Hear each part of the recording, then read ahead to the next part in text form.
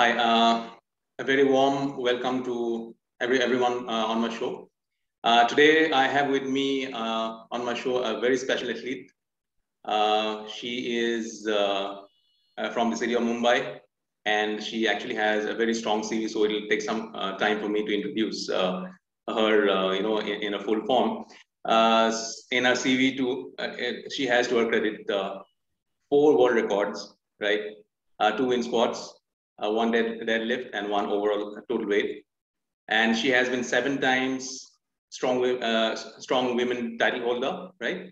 And she has 7 international gold medals. That includes Asian Powerlifting Championship and Powerlifting World Cup, right?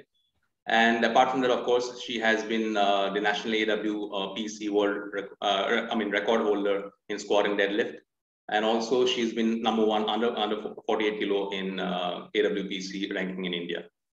Not only that, she also is currently a fitness trainer and also a very strong woman who is a single mother to a lovely 10-year-old son, right? So welcome, Fatima Dundia. Thank you so much for coming in. It's really a pleasure and privilege to have such a premier athlete of yours centered on my show. Thank you so much, Fatima, for coming in. Thank you so much for having me on the show. And I know you're not well, but like all champion athlete, you still showed up, with all the sneezing and all the cough and cold. Yeah, so thank you so much. That's fine. Part and parcel of life. I know, thanks. But I was just curious, all this while that how is it you're managing the different roles that currently you are, of course, a single mother to a lovely 10-year-old son. And that itself is a big thing in itself, right? Taking care of a son, who is as young as 10-year-old. Apart from that, you are a champion athlete, and then you are going to the gym. And how is you managing your time? Because time is one thing. Then it's not only about being a physically strong woman. It's also being mentally very strong women that you are, right? So how is you managing both ways before you go to different subjects altogether? It just struck me. The first thing that really struck me is how is she's managing all this, and that too all alone. I've been doing this since a long time. So it's been since 2017. So that time my son was just 4 years old, 5 years old. So, I started slowly, and I have a good support system with me. My parents, they are my biggest support system.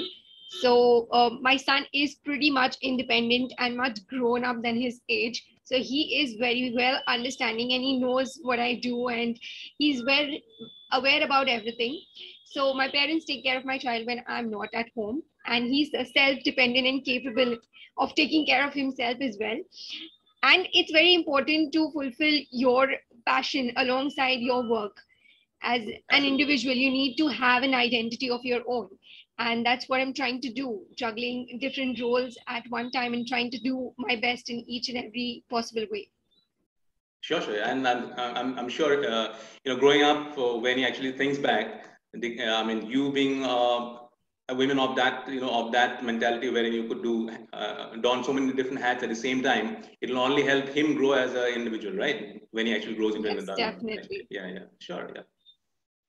So coming to powerlifting, of course, you have been a part of AWPC, right? Which is, of course, the drug-tested championship, right? Powerlifting as a sport is still evolving, I guess, correct? And unlike weightlifting, of course, wherein we already have champion athletes like Mirabai Chanu, then of course we also had Karnam Maleshwar, who was a bronze medalist, and now of course Chanu has won a silver medal. So likewise, weightlifting has always been India has always been doing well, right? But powerlifting, so to say, you are of course there. It's still evolving. So in the backdrop of things wherein you had weightlifting as an option, I'm trying to bring weightlifting into the picture because weightlifting has always been there. It's an Olympic sport. But in that backdrop, how is it you chose powerlifting, instead of maybe weightlifting? I'm just trying to, see as to how your journey started in powerlifting.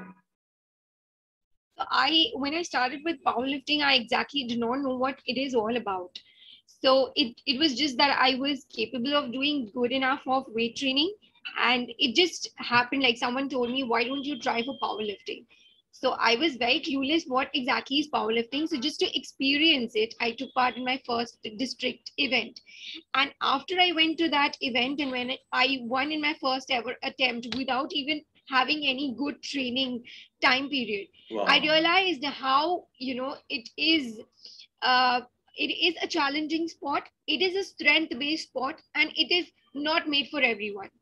So everyone can try it, but only the true warriors can, survive and sustain through it. So weightlifting was never my option because when I started with weight training, the basic things that I did was squat, deadlift, and bench press. And that actually are the three basic and important moves of powerlifting. So weightlifting never crossed my mind that why, of course, there have been, incidences when people have always, tried to tell me that, you're a very good powerlifter. Why don't you do weightlifting? You can definitely be a good weightlifter too. Okay. But I believe that what has brought me up till now is powerlifting, and that's where my forte actually lies. So I would want to expand that forte and grow in that forte rather than branch out into different streams. True, yes. And also, I believe you are into raw powerlifting, right? Which Raw cannot use, powerlifting. yes, which cannot use any wristbands. I mean, knee sleeves. You can't wear any belts. So we have, in raw powerlifting, we have categories. That is classic. We have, and we have the raw category. In one of those, we are allowed to use the knee wraps. But when you play raw powerlifting, you can't use any equipped costumes. That is what is meant by raw powerlifting. So we don't use any costumes, and it's bare hands that we use to lift the weights. True. Now, in both, both weightlifting and powerlifting are equally, difficult sport because it really takes a heavy toll in the body because you are basically involving all your body parts in that's in tandem, right from your shoulders to your wrist to your calf muscles to your knee to your back. So I guess injury management is also plays a very important role in this sport, right? Because ultimately you are. For example, you are you are in the 48 age weight category, right? Yeah, I play under 48 kg women open category. Okay. And you lift weight that is, what? 145 is my record. 145, which is close to, 3 times of your body weight, right? Yeah. So how is it you manage? I'm not talking about strength. Of course, strength we'll talk about it a bit later. I'm talking about injury management because that obviously has to play a big role on your body, right? Because you're doing something humongous in terms of weight, right? Yes. So basically what we do is we program our main lifts. Okay. So there is no ego lifting in the gym. There is a proper plan that we follow. There are days when I feel that I can do much better, but we still stick to the plan because we look at long-term goal, and our main goal is to perform on the stage at the platform and not in the gym. So it's a sustainable program that we follow where there are active days of rest and recovery. Okay, which is a very important where many people, neglect the important phase of rest and recovery. So rest and recovery, importance of good nutrition, and importance of the heavy training days. All these things together in balance will definitely have a more sustainable output when you look at long-term goal and, sustainability in the sport. True. Injuries are part and parcel of any sport, any game, but it's more important that how are you going to play with it, play around it. Right. So we have to calculate the risk to benefit ratio. So that's what we work on. Ultimately, it's about injury management, right? How you manage your body. Yeah. How you manage your injuries. Yeah. I guess niggles are part of small niggles here and there will always stay there. But again, you have to, like you said, play around those small niggles and then basically manage your. So we give importance to good amount of warm-ups before the workout. Okay, so a normal individual might just be doing like 10 minutes of warm-up. That's basically on the treadmill, but we have a complete activation of the entire muscles of the body. So our warm-up is different. So it takes around 30 minutes, sometimes even 40 minutes for a good warm-up to happen. Then before the main sets, we have warm-ups of the main sets that we're going to do. So if I have to lift around 130 kg or 140 kg, I will start with around 20 kg an empty bar, and that's how I'll be doing a progressive overload, and then I'll reach to my main set, and that's when my actual workout is going to start. Then we also play emphasis on stretches, more importance to the stretches. There are days when there is no workout at all, where the body is given complete rest, good sleeping pattern, good nutrition. All these work together in combination to give an athlete what is needed for the end result. True. And post recovery from your training is also very, very important, right? Yes, it's very important. Yeah. True. Yeah. Yeah, I mean, of course, it's a very challenging sport, no doubt about that. Now, how is it? Now you're still active in the competitions, right? Yes, I do. Yeah. So all this while, when things were not right in terms of we not being able to go out and all that, how is it you were training when the gyms were closed and all that stuff? Because you are into that kind of sport, wherein it's about weights, right? I mean, when you can't find weights at your home, which is there in the gym, how is it you manage? Crazy. Yeah. So I mean, so how is it you manage? I mean, except for maybe lifting a few cylinders. I mean, what else could you have done? Oh, well, it was a very tough time for me because powerlifting is all about strength, and it is very difficult to maintain and sustain strength. So it's an everyday process, and consistency plays an important role here. So during lockdown, I did not have access to a lot of equipments, and I just had few weights, few dumbbells, and very less weights with me. So I was trying to keep up at least with a good endurance level. And of course, when the gym started, I started going back, and there was a drastic drop in the strength and the energy. So I had to redo everything and start back again from scratch and maintain and build up on it. So it was really tough, but the comeback is much more stronger if you have the willpower to do it. Yes, definitely. You've come back stronger now. Yeah. Come back with vengeance. Yeah, sure. And now, talking about progression, like you said, progression. Now, you talked about progression through the entire day, wherein you do a warm up, then you do a 20 kilo weight, and then you progress, step by step throughout the entire day. But here I'm talking about progression in terms of you actually increasing your weight. For example, if till date, if you're lifting say about 145 kilo, right? Your next goal could be say 146, 147. So even the 2 kilo difference is a huge difference, right? It looks like, Yes. yeah. So how is it you progress as an athlete in terms of you building up to that weight? Because we see that 1 kilo, 0.5 kilo makes the whole, a hell lot of difference in competition. I mean, even 200 grams, 300 grams here and there, it either makes you a gold medalist or a silver medalist. We have seen that with Chanu also. So how do you progress in terms? I'm not talking asking in terms about you progressing through the entire day, but in terms of you having a goal in mind that okay, in 6 months I'll have this much increase in terms of weight and so on, so on and so forth. That is with sheer work. When we work out in the gym, it's not training the body. We basically, as powerlifters, we have to train our mind, because it's all about that day, what is going to happen. So if I have a goal of, like, by the end of the year, I definitely want to pull a 150 to 155 kg. So I have to work on it. So every day it's I cannot lift every day 130. I cannot lift every day 140. So I have to cut down my weight, and I have to build up on the strength. So what we do is basically focus on building up. Each and every day we try to add volume, so that when the final day comes, you can give your maximum output. That's how the build up happens. So every day when you work out, it's a build up of strength. You build in strength inside, and when there is competition, you try to give out your maximum. That is what we do. True. Okay, now, the interesting thing that I want to ask you. Now, you are, for example, in the 48 kilo category, right? Now, when you're trying to lift, you again have to still be in that category, and you still have to try for more lifts, right? Because you can't increase, or sometimes you increase your weight and then you again bring it down just before the competition, or you still maintain that 48 kilo weight throughout and then keep on training, or at times you also increase your weight and then maybe drastically, bring it back. Like we see the boxers, right? On the day of the weigh-in, they decrease their weight and to be in that weight category.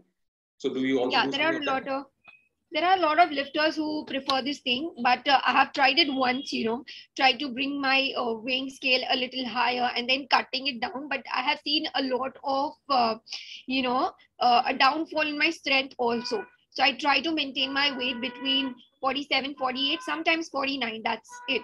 So a kg drop will not show any drastic change in, drop in my strength.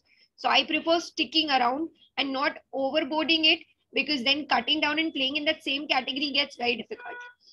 So there'll be a lot of loss in water, but there'll be a lot of loss in my muscle mass also. So that I cannot compromise with. So if I have to plan to increase my weight, then I'll have to change my category as well. So that makes sense, at least, because maintaining strength also, maintaining muscle mass also, and giving a good output.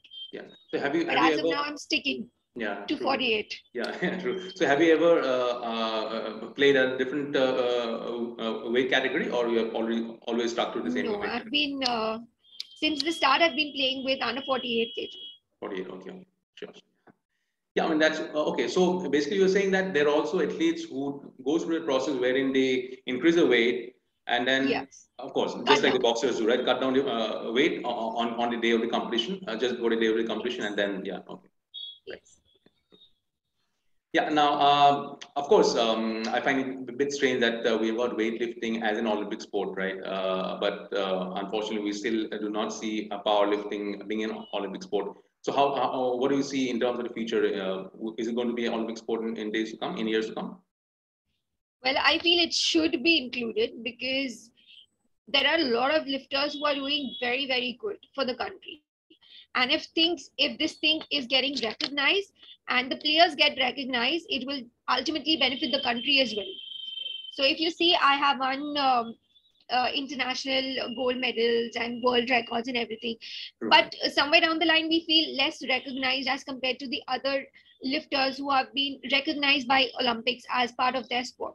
So I think for the future, it will be good for the athletes, because it will encourage a lot of athletes to join different sports rather than just focusing on one particular sport and just going around it. There are a lot of athletes who do very well in different sports. So if different sports gets recognized, it's a boost up to the athletes. And ultimately, if they win, the country also benefits. True.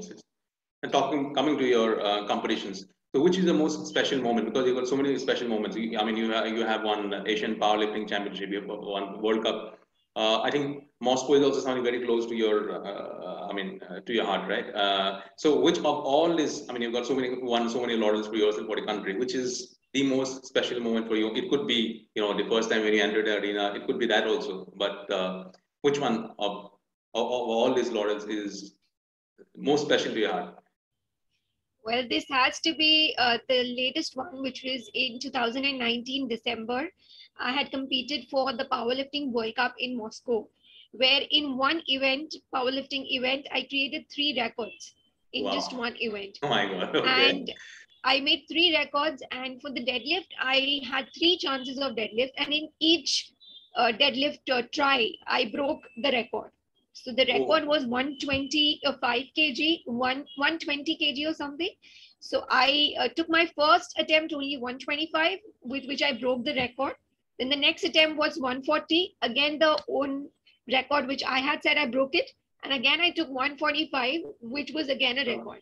So that was a very special moment for me, and winning a strong women title in the same event, where I was called up on the stage and I had my national flag in my hand, and the entire stadium was completely silent, and we had the national anthem being played. So that really got me goosebumps, and it was one of my best moments of life. I'm sure, yeah. So basically, you're competing against yourself, right? So breaking your own records, just like Sergey Bubka used to do, right? In the same competition. Yeah, I actually was very, very happy, because I had aimed that I would at least go there and make one record, but making 3 records was amazing. It was a different feeling. True, yes. So what does the future hold for you? I mean, obviously you'll have set some goals now, because 2019 is only about pre-COVID times, where you just won the most important event in powerlifting, right? So I guess you are in the peak. Peak of your performance. So where do you see yourself in both in the short run and your long run, goal kind of? So as of now, for this year end, I'm not participating in any event because I want to build up more on my strength levels, and probably I'll be participating next in 2022 because of the COVID, since the flights and everything, and there are still certain countries where they are a little strict with COVID protocols and everything. So I would want this to ease up a little bit, and also this will give me good time to build up on my strength and get back on the stage much stronger. So 2022 it is. Okay, 2022. Yeah. So how does your entire day span like? A typical training day, because there are also off days, like you said, because rest is so important. But on a typical busy day of a high volume training, how does it look like? How do you start? Where do you end, basically? My days are very hectic, where I actually need some time to breathe that day. So I start my day early in the morning. It starts at around 5 o'clock. And I first have since I'm a fitness coach, so I have a lot of clients which I go to train personally. So my first client starts by 6:30 in the morning. So I carry all my bag, my meals and everything, and I go for my trainings, and trainings after trainings happen, and in the middle I find time for my workout. So I have my pre-workout somewhere, anywhere, wherever I get space.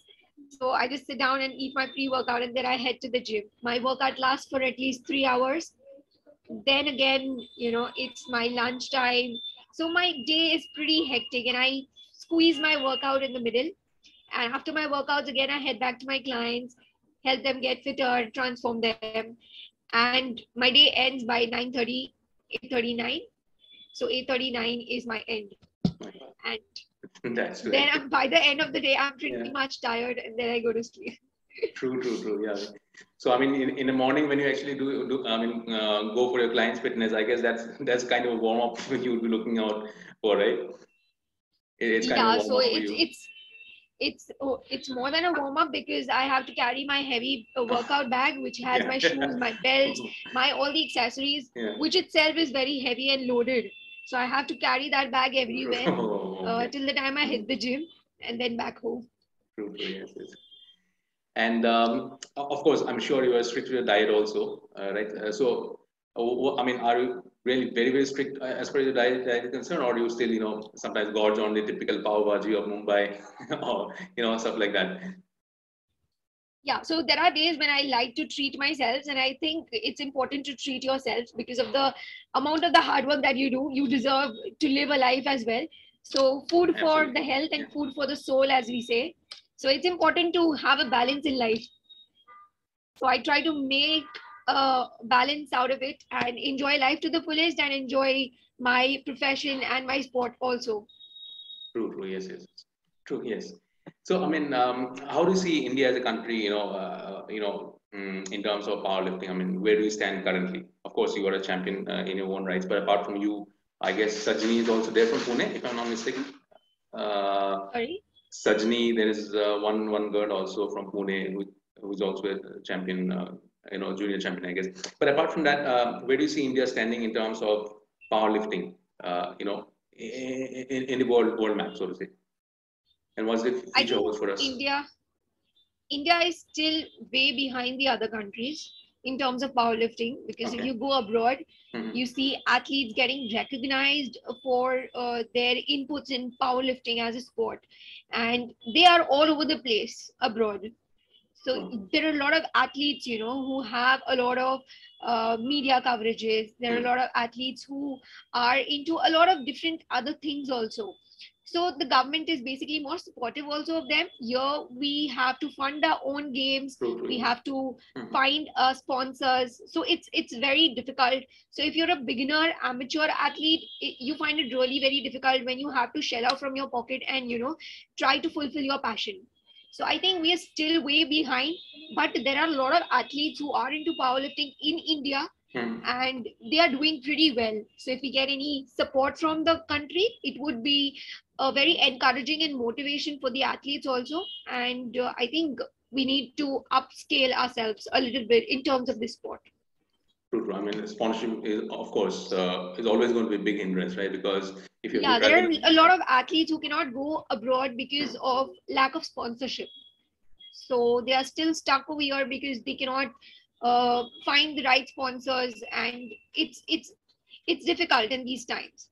So we need to encourage all these young players as well. Mhm. I think, I mean, also one way to look at it maybe is crowd funding, because I guess corporate sponsors coming in for non-cricketing, sport in India is still a bit tough, of course. It's a Yeah, challenge. yeah. But it's still opening up. I mean, we have seen a lot of sponsors coming up even for, non-cricketing, sports, so to say. Like, for example, Neeraj Chopra was quite well sponsored, like, so was Chanu. I'm sure it's going to look Again, these sports brighter. are Yeah. Olympic Yes, yes, correct. recognized. Yes, yes. That is also one thing. So Yeah, that makes a difference. that makes it right. Yes. So, what do you think powerlifting needs to do to be an Olympic sport? I mean, where is that? Is it I mean, less? I mean, federations that the world has across the world that has, or less participation, or where is that? It's lacking. There are a lot of federations. Actually, powerlifting as such, it's got divided. I feel there are a lot of federations. So every federation has their own rules, own regulations. So I think there's no unity which can take it further. That is what is lacking. So we are subdivided into different federations, and we Oh, have a yeah. lot of players along different federations. So I think that is one hindrance which is obstructing it from getting recognized as an Olympic sport. True, true, true. Okay. True, yeah. Yeah, I mean, of course, if all the federation come together and then make it a case, then maybe it can start off as a demonstration sport, like we, see in Olympics. You've got a lot of demonstration sports that comes up, and then slowly Yes, exactly. it evolves, right? Right. So you have been in Mumbai throughout your career, right? Yes, born and brought up here. Oh, okay, okay, okay. So I guess Mumbai as a city also has to give you that extra energy through the tough times, because I was in Mumbai for about 6 7 months. I saw that energy of the city. So I guess that is also has to play a slight role in your fighting against all odds, or I was like, or it doesn't matter. Yes, of course, the place where you live in definitely adds to your personality. The way you live, you've been born and brought up here. You learn a lot of things. There are different kind of people around you. So Mhm. everywhere you go, you find a different kind of vibes around you. So the city vibe is very high. You have a lot of people who are very supportive. You find a lot of people, who would try to pull you down, but that's how you learn. Yeah, yes, yes. Okay, That that's only how makes it you learn stronger, and right? you Yeah, grow and you yeah. evolve. True. Yes. So of course, this is being the best learner. I know. True, yes. I mean, when you're up against the wall, that's when you actually, kind of become a stronger person, right? Yeah, true, true. Now, in your Yes. category, you've got different categories, like you've got squat, you've got deadlift, you've got, you've got bench. So you have Bench. different exercises for all this. So how do you manage? Because you're not only talking about one discipline, right? You have to be kind of mastering all these three different aspects, right? So how do you manage? How Yes. do you divide your time basically throughout the day? Because squat is totally different, bench is totally different, deadlift is totally different.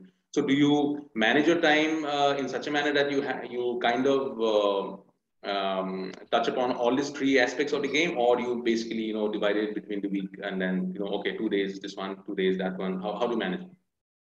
Yeah. So basically, I have a coach. So my coach does all my programming of my workouts and how I need to progress all throughout the day. So basically, we follow meso cycles, wherein there'll be 3 weeks of the loading period and there'll be 1 week of deload, whereby I'll be just decreasing the weight and allow my body to just calm down and prepare for the next loading month. So every day is going to be a different set of workouts. It will basically revolve around my main lifts, which is squat, bench, and deadlift. So if I'm doing something related to squat, then I'll be doing accessories or whereby I'll be strengthening my lower body. So if I do something related to bench press, then I will include all the accessory workouts where I'll be strengthening the major muscles of my upper body. So I basically train for 4 days in a week. And the other 2 days are basically a little bit light to moderate cardio, and one day is a complete rest. So that's how we build up. Yeah, yeah. So how important is cardio, because of course, I mean, cardio here I'm talking in terms of when I'm talking cardio, we often relate it to a football or a tennis, I'm talking cardio. Because powerlifting is such a sport which is totally out and out, strength, right? So how much of cardio really plays into a sport like powerlifting? I'm sure it does, but I Yeah, hope it you're does. getting my point. Yeah. Yes, I understood. Cardio plays an important role, but it's not the main factor which we emphasize on. So for a power lifter, if it's just for the general health of the cardiovascular health, if you're just looking forward to, so it's just a light to moderate cardio, and there are many people who don't even do that because powerlifting is majorly dependent upon strength. Absolutely, So yes. if I have a competition in the next 4 months, and if I am planning or preparing for that, I will not emphasize more on cardio. I'll be doing more strength related workouts. And if I'm off season, if I don't have a competition now, I will definitely focus even on cardiovascular health. So it's just 2 days in a week with light to moderate cardio, depending upon individual body weight and their goals. So cardio doesn't play that significant role in a life of powerlifter. But yes, of course, when we have workouts which are very intense and when we do a lot of training, so it's important to sustain those workouts. So sometimes you have the strength, but your breathing gives up. So it actually helps in cardio, actually helps in benefiting your strength training. So yes, it's important to work on that as well. Yes. And how much of the recognized, I'm talking recognized protein shake helps the muscles of a powerlifter? I feel protein shakes are not bad. Yeah.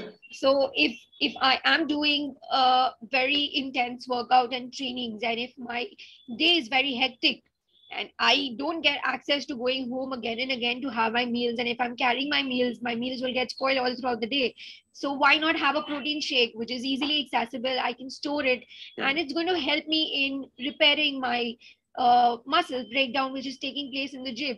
So I think it's important, and it's high time that people realize that protein shakes are not bad, but it's important to create need in the body. That's what I believe.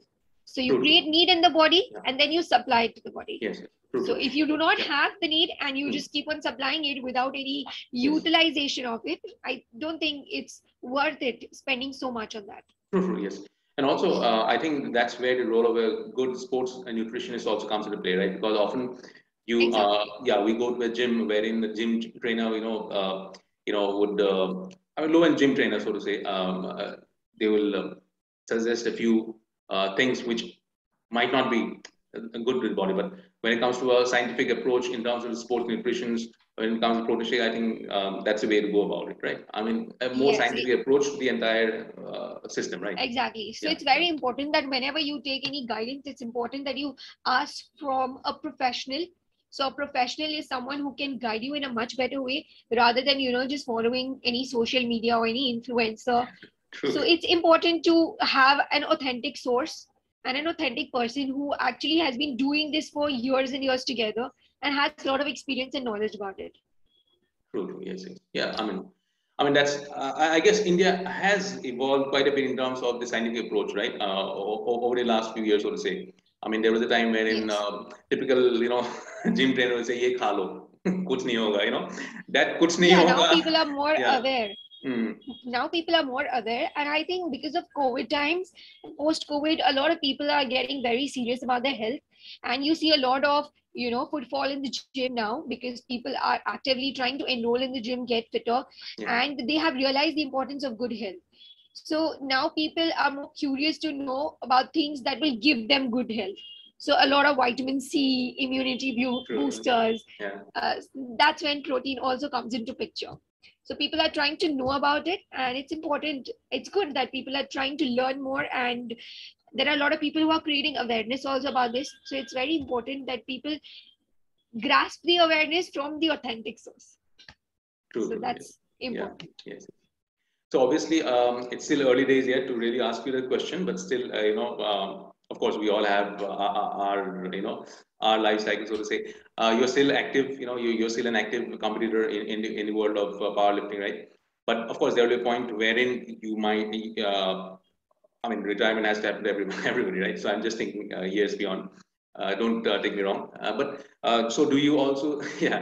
So do you see yourself as somebody, who has already done this and want more people to take up powerlifting and be champions like you, or you want to be in the space wherein you are a fitness trainer, to almost everybody, or you want to get some real champions out of it? I hope you're getting me. It's on one hand, you can just of course, do what a lot of people, other people do. Be a good celebrity gym trainer, so to say, to so many celebrities. Or on the other hand, you maybe go through the grind, get to the grassroots, build champions. So which way do you think? Do you see? Or maybe you have not yet seen. I mean, there's still years ahead, but still. Yeah. So basically, I look up to my coach a lot, and I aspire to be like him one day. So he is still a competitive powerlifter, and he trains a number of athletes. So I believe that it's very important to practice what you preach.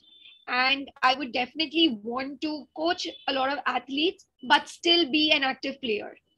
So I aim to do that. Yeah. I still be an active player and empower other women. Basically, I would love to empower and see a lot of women getting into this sport and realizing their hidden potentials. A lot of us are very strong, but we are unaware about the strength inside us. So we just need to, come into face with it and realize our hidden potentials and achieve whatever is our dream. So I think it's very important to empower a lot of women, and I would definitely want to do that in near future and see a lot of women taking up this sport of powerlifting. True, I'm sure. I mean, it's all about being leading from in front, right? That's what you already been doing, right? I mean, it's not like you're just preaching. You've already done something that you're currently preaching, right? You have won titles, and not only winning titles, but you have won titles through very difficult, Yeah. after going through a very difficult phase in your life, right? So you've done that, so you know how to do it, and you will also know how to make other people do the same, right? So that's what really matters, because you've done it, you've seen it, and you've done, so it becomes easier for you to inspire other people, and also it becomes easier for others to follow an inspiration like you, right? So Fatima, really, it's been a pleasure. I mean, to have you on my show. Thank you so much. I really wanted to have to have you on my show. Not, I mean, because one is that powerlifting itself is such a difficult sport, and then you being a of course, here I'm not trying to degrade women in the sense. I mean, I'm talking about India, where we don't see powerlifting at that level, where it's not an Olympic sport, so to say, but it's an equally tough sport, just like weightlifting, right? And you chose that sport that really that you really hard wanted, and you won so many laurels for the country, and you're still fighting, and you're fighting it really hard. Right, and thanks so much, Fatima. And we really need to see you more on the world stage now, and of course, bring laurels to the country, and of course, bring self-satisfaction to your own self. Right. Thank you so much, Fatima. And yes, if possible, maybe we can meet up and again be inspired, like just another person. Thank you. Thank you so much for having me on the show. And it's been my complete pleasure to be a part of the show. Thanks, Fatima. Thank you so much. Thanks. Bye.